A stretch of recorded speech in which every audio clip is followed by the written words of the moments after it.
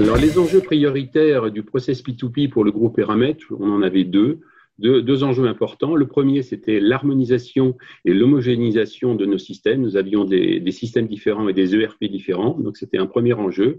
Et le deuxième, bien évidemment, peut-être ambitieux, c'était le zéro papier, et puis bien évidemment, augmenter notre productivité et baisser nos coûts.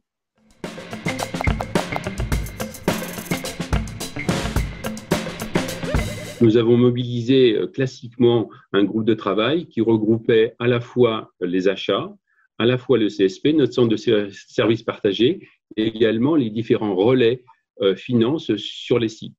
Et puis nous avons réfléchi, avant le choix de l'outil, à la typologie des flux, les autorisations et à redéfinir tous les fondamentaux du process P2P.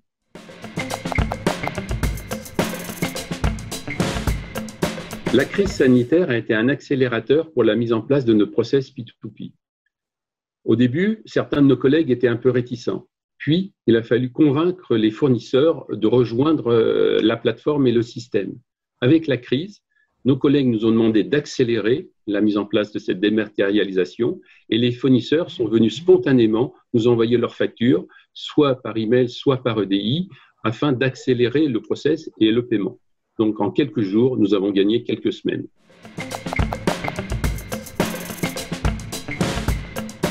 Alors, nous avons commencé la collaboration avec Tradeshift dans la mise en place du process P2P dans un second temps. Dans un premier temps, nous pensions utiliser un outil déjà présent dans le groupe, plus classique. Et dans un deuxième temps, la découverte de la solution Tradeshift, qui était plus moderne, plus innovante, nous a conduit à choisir le produit Tradeshift. Et quel bénéfice on en attend? Eh bien, effectivement, c'est de la productivité et de l'efficacité sur la mise en place de nos process P2P.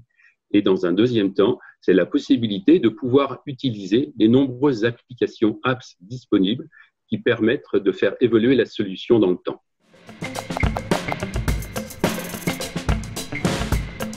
Pour piloter la mise en place d'un projet de dématérialisation tel que Tradeshift, il faut plusieurs choses. La première chose, c'est effectivement savoir où l'on va, quels sont les flux qu'on veut intégrer.